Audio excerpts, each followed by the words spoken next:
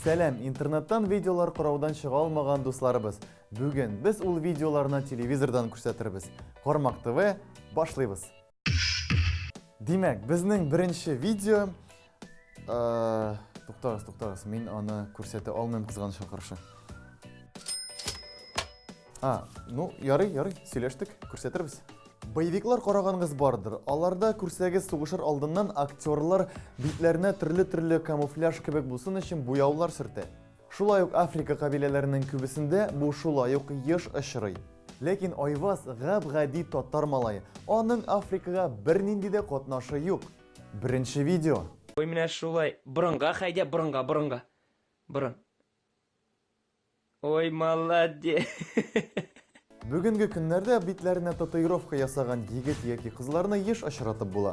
Аңладык, менә Айвазның да модадан артта каласы килми. Молодец. Бер бишне. Бу урында Айвазның битен буяп утырган вакытында фонда LJ яки Lil Pumpның җырлары уйнап утырса, минемчә бигрәк урынлы булыр иде.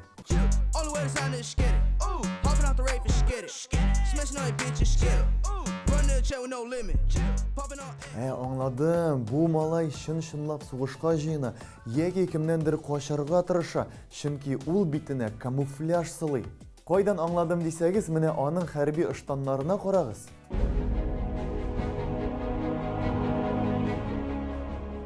Әгәр дә ул сугышчы яки көрәшче булган очракта, ул иң романтик сугышчы.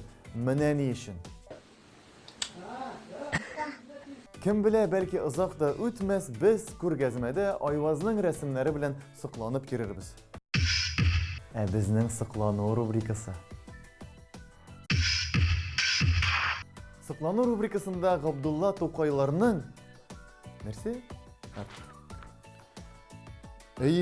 Тукайларның Казан аэропорты буйлап рәхәтләнеп биеп, шәк-шәк ашап йөрүләре турында.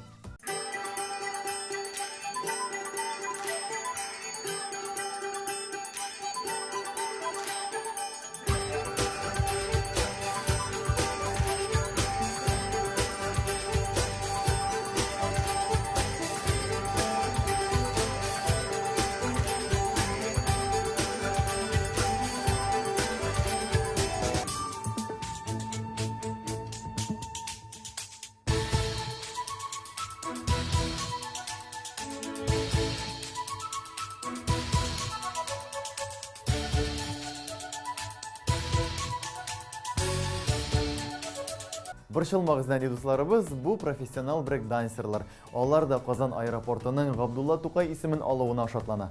Безнең кебек.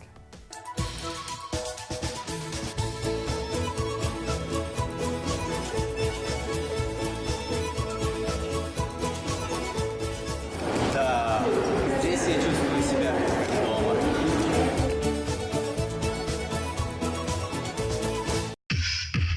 Инде безнең тапшыруыбыз күңелегезгә хуш килгәндер дип ышанып калабыз. Үзегезнең видеоларыгызны безгә җибәрегез, безнең мейлга һәм инде темасына Кармак ТВ-га дип язырга онытмыйбыз. Һәм инде киләсе атнага шулай безне карагыз. Карагыз һәм тагын бер кат карагыз.